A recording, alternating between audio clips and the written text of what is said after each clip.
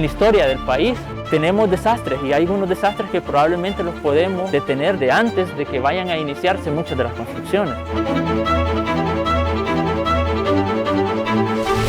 Lo que tengo de mi vida, 3 terremotos. El más fuerte fue ese, el que destruyó todo el Pico Mazagua.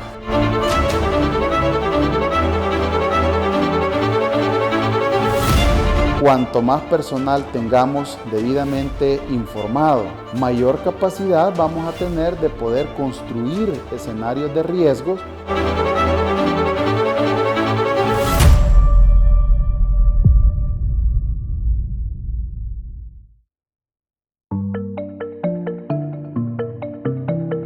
I principali rischi geologici presenti nella regione centroamericana spesso si sovrappongono e determinano una situazione che viene definita di multirischio. Il Salvador ha geologicamente una struttura molto fragile perché è interessato da eventi sismici, è interessato da fenomeni idrogeologici anche molto severi, è interessato da vulcani. Le eruzioni vulcaniche sono un meccanismo che la Terra ha ideato per raffreddarsi.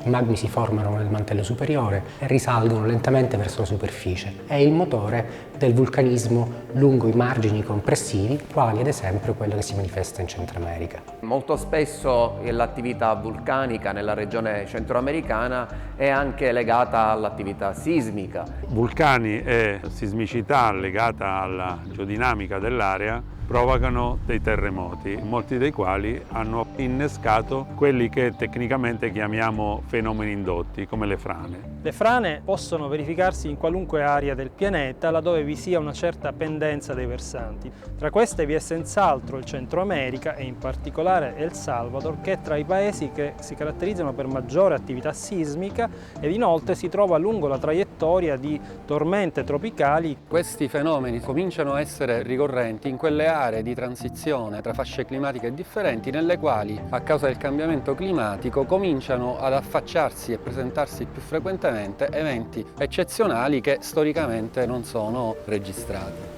Ovviamente la regione centroamericana ha delle caratteristiche di assetto geologico, geomorfologico e climatico che la espongono fortemente a questo tipo di fenomeni. I fenomeni geologici sono frequentissimi, è un territorio estremamente vulnerabile da questo punto di vista. Vengono in particolari periodi per quello che riguarda, è chiaro, i fenomeni geoidrologici. Per quello che riguarda la sismicità, la fenomenologia è quasi costante insieme al rischio vulcanico. Hablar de los desastres geológicos en general en El Salvador es muy importante. En primer lugar, bueno, estamos en esta franja pacífica en donde está este cinturón de fuego que se llama. Y en este sentido, pues ustedes pueden ver, El Salvador se encuentra en parte de unos valles, de montañas, de volcanes. Y esto a través de la historia, tanto la historia prehispánica como la historia posterior a la llegada de los españoles, ha traído una serie de eventos muy importantes. San Salvador ha sido una ciudad tremendamente castigada por los desastres naturales. El primer terremoto que conocemos en San Salvador, ya construida la ciudad en este emplazamiento, sucedió en 1575. Fue el primer terremoto que tenemos noticia de lo que sucedió y la primera vez que se cayó la ciudad que se estaba construyendo. Yo ahora tengo 66 años y he vivido la experiencia de terremotos grandes, el de San Salvador del 3 de mayo de 1965. Cada centuria, digamos, habían eventos importantes. Luego, pues durante el siglo XX están mejor documentados. Los daños ocasionados por el terremoto y el estado de emergencia que este ha generado, son importantes seguir al pie de la letra la siguiente recomendación. Y en ese momento había ido a hacer un posgrado al Japón en ingeniería sísmica. Sin embargo, cuando ocurrió el 86, yo estaba sentado en la oficina de una amiga aquí por Mexicanos y el terremoto me botó al suelo. Yo pensé que había sido una explosión porque como aquí en ese tiempo estaba la guerra y los oídos me zumbaban, ¿verdad? Ese terremoto fue particularmente catastrófico para San Salvador y tenía 6 años, recuerdo como si fuera ayer todo lo que pasamos. se paralizó todo completamente en San Salvador. Transporte, actividades económicas. En ese entonces, en la quebrada que está al frente, vivía o existían asentamientos. Todas estas personas que estaban en ese momento fueron sepultadas. Recuerdo que fue algo muy impactante porque todos los vecinos de la colonia corrieron a socorrerlos, a ayudar a los que estaban golpeados, un poco impactados, pero también a sacar los cuerpos. El terremoto de San Salvador de 1986 es un terremoto bien focalizado en San Salvador y obviamente destruyó una gran cantidad de edificios, más que todo en el centro histórico de San Salvador. Ha sido sobre todo 1986 el que tanto y modificó la fisonomía urbana de esta ciudad. En ese tiempo el país había comprado una red sismológica nueva, pero no se instalaba porque había la guerra. Los técnicos de Estados Unidos no venían porque tenían prohibición, porque era peligroso. El terremoto de 2001, tanto el del 13 de enero como el del 13 de febrero, fueron terremotos que tuvieron sus, digamos, epicentros en diferentes lugares. Yo recuerdo que ese día del terremoto fue un día sábado, cuando se sintió que se estremeció la tierra, pues. Y el movimiento ya no me dejó moverme. O sea, era como querer salir donde ella estaba, pero ya no podía. Todo había quedado destruido. Y cuando empezaron a decir que había gente muerta, que había gente soterrada, y mi papá, que en ese entonces trabajaba en la alcaldía, nos estaba contando y nos decía de toda la gente que se había muerto, gente conocida, gente bien allegada. Ya de Venezuela, y cayeron los soldados ya de Nicaragua, que vinieron a hacer los escombros, porque como todo había quedado todo paralizado aquí. Pues de ese no ha habido otro terremoto. El del 13 de febrero. Hubo otro. Un mes después, exactamente un mes después, fue que vino el otro. No fue tan intenso como el del 13 de enero, pero fue fuerte. Las casas que habían quedado medias paradas ahí se terminaron.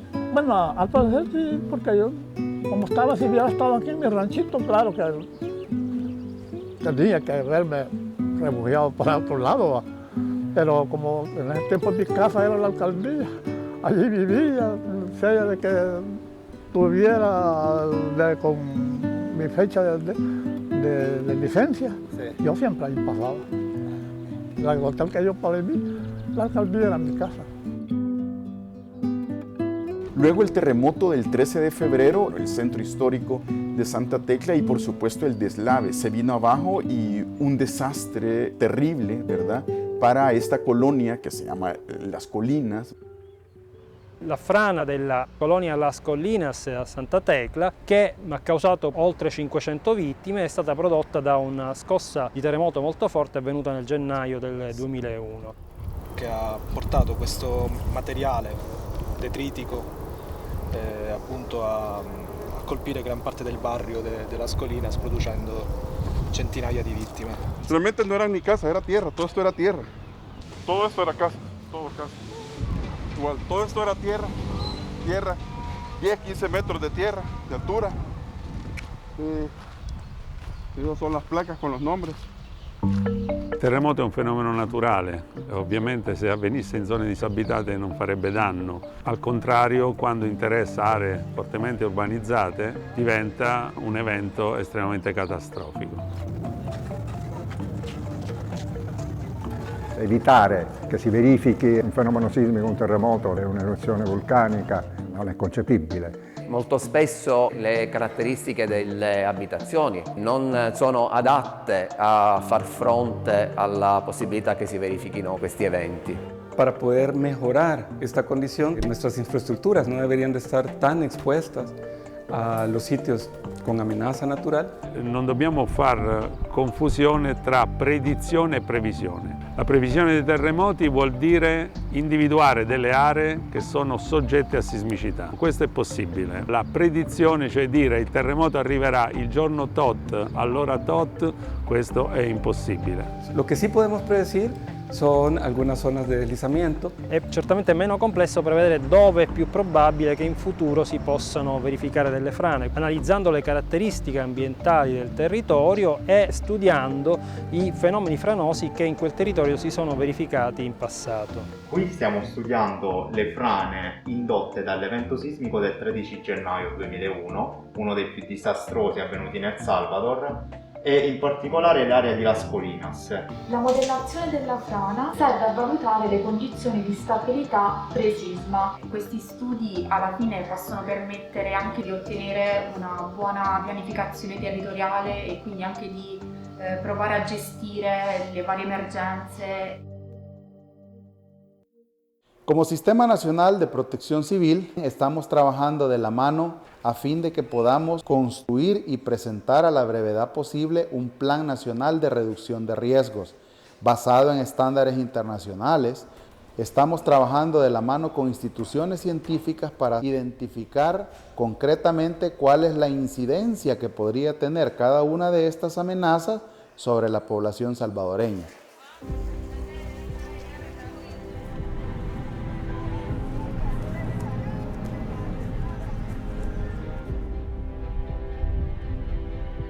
Per affrontare queste problematiche servono delle competenze specifiche. Certamente il geologo è la figura professionale che può aiutare i gestori del territorio in una corretta pianificazione. Somos conscientes de que en cuanto más personal capacitado, formado tengamos, mayor capacidad de respuesta vamos a tener. O estamos muy interesados en crear planes de formación que permitan, a través de la Universidad de El Salvador, fortalecer las capacidades técnicas de cada una de las istituciones. Il Salvador è certamente uno dei paesi più esposti ai rischi geologici, eppure non ha una classe di geologi che possano valutare le pericolosità geologiche, programmare delle misure di mitigazione del rischio o gestire al meglio le risorse geologiche. La mancanza di una figura professionale come il geologo era una mancanza da colmare. En la historia de la universidad, hace más de 50 años funcionaba la carrera de geología, pero se dejó de trabajar, se dejó de funcionarla. En el 2017 se desarrolló el Congreso Geológico Centroamericano en El Salvador y se definió la necesidad de implementar o revivir o retomar el tema de la formación profesional en ciencias de la tierra. Insieme ai colleghi dell'Università del Salvador e ai colleghi dell'Università di Chieti Pescara è nata l'idea di presentare una proposta progettuale che potesse colmare questo vuoto. Il progetto è stato presentato all'Agenzia Italiana di Cooperazione allo Sviluppo, che lo ha approvato e ha accordato un finanziamento di 1.480.000 euro. In un periodo sufficiente per maturare le idee sull'articolazione del progetto è nato il CASTES. El proyecto CASTES finalmente nace como la necesidad de formar profesionales en el tema de las ciencias de la tierra en El Salvador. Il principale obiettivo del progetto CASTES è quello di formare una classe di geologi attraverso l'istituzione di un corso di laurea in scienze della terra. El segundo objetivo era potenciar las capacidades técnicas científicas y de enseñanza en los docentes. In questo senso il contributo della D'Annunzio è proprio quello di formare non solo gli studenti ma anche i docenti nella valutazione degli effetti locali. Questo obiettivo è raggiunto attraverso borse di studio, dottorati di ricerca, programmi di ricerca congiunte, scambi e stage che riguardano i docenti salvadoregni e che saranno ospitati nelle università italiane partner del progetto.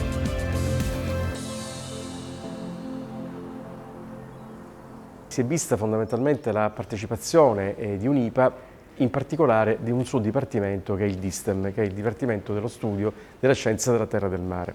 Il corso di laurea in Georischio e Georisorse trova la sua sede ideale a Palermo perché la Sicilia stessa è un crocevia di elementi geologici che col rischio sono strettamente legati. Il progetto CASTES nasce dall'esperienza che l'Università di Palermo ha maturato in Centro America e in particolare in El Salvador a partire dal 2009. Tenemos ya la experiencia adquirida con el apoyo de la cooperación italiana desde hace aproximadamente 12 años, donde se ha venido trabajando el tema. Il progetto CASTES è un po' il figlio di un altro progetto che poi è stato quello coordinato dal professor Giunta, che era il Riesca. È stato ed è un progetto complicato, ha messo insieme 4 paesi dell'America Latina, il Guatemala, il Salvador, l'Honduras e il Nicaragua, per una comune cultura del rischio. Le relazioni fra Italia e El Salvador hanno conosciuto un nuovo rinascimento. L'Italia, assieme al governo attuale, ha iniziato un nuovo percorso. E questi progetti sicuramente saranno di grande beneficio per il benessere della popolazione. In luoghi come El Salvador il tema della vulnerabilità del territorio è particolarmente avvertito, quindi noi siamo molto impegnati nel dare il nostro contributo per poter intervenire efficacemente. È un trasferimento di conoscenze. Siamo nel capitolo chiaro della terza missione. La terza missione ad Ateneo consiste nel trasferire sul territorio l'insieme delle conoscenze che vengono sviluppate all'interno dell'università e di far sì che queste conoscenze poi si traducano in un vantaggio effettivo, concreto sul territorio. Yo estoy completamente convencido de que la única forma de transitar hacia el sendero de desarrollo de una nación es a través de la educación. De darle la oportunidad a los más empobrecidos para salir de la pobreza. Pero aún conociendo que la educación es el motor de desarrollo de un país, tenemos una gran limitante, que es la limitante presupuestaria. Y es ahí en donde la cooperación internazionale se vuelve ese aliado strategico fondamentale. Noi abbiamo essenzialmente 3-4 settori. Da una parte abbiamo l'istruzione, concentriamo molto sull'istruzione primaria e su quella professionale, e dall'altra parte abbiamo la dimensione della cultura. La mejor cooperación es la cooperación en formación. Porque tú puedes tener una cooperación en edificaciones, en equipamiento, pero eso tiene una caducidad, tiene una vida útil. Pero cuando la cooperación llega en la formación de capacidades, esas capacidades se multiplican, esas capacidades se irradian a otros conocimientos. La cooperazione è una necessità, soprattutto per un paese come l'Italia. Creare rapporti internazionali significa aprire dei ponti anche nel mondo del lavoro. Se i paesi nei quali andiamo a fare questi progetti dovessero aver bisogno di competenze che noi formiamo, gli studenti ne avranno un grosso beneficio. L'arricchimento è bilaterale tra i paesi. Perché ci fanno capire la complessità della realtà in cui noi viviamo.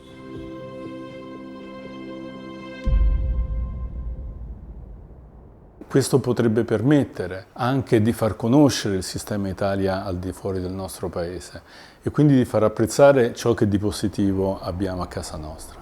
L'Italia ha un'esperienza nel campo delle pericolosità naturali e geologiche e questo consente di dare un contributo a paesi che non hanno le stesse competenze, la stessa esperienza, le stesse risorse. Il CASTES, che ormai è arrivato al giro di boa della seconda fase, si propone con un'attività più pressante soprattutto sul campo.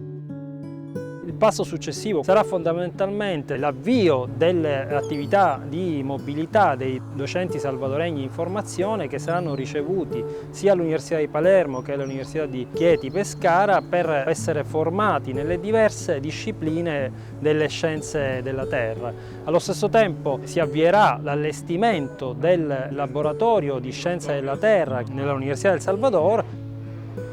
Il progetto CASTES apre un orizzonte teso ad aiutare. Io credo che al di là dei veri aspetti tecnici e logistici, un processo di cooperazione internazionale abbia anche un'altra finalità che è prettamente, chiamiamola umanistica. Perché avere un rapporto iniziale su una disciplina particolare può significare anche salvare vite umane. Al di là di creare pure professionalità, il nostro scopo è anche quello di migliorare in qualche modo la società che attorno si sviluppa a queste professionalità. Poter mettere a disposizione del paese El Salvador le nostre conoscenze che abbiamo sviluppato in tanti anni di esperienza in Italia è per noi motivo di grande soddisfazione. Para mí ha sido muy interesante desde el punto de vista profesional y no te imaginas cómo ha sido para mí desde el punto de vista personal y seguro lleguemos mucho más lejos, de manera que logremos tener un El Salvador más preparado para afrontar nuestras amenazas naturales y no sufrir muchas consecuencias en estos desastres que frecuentemente tenemos en El Salvador.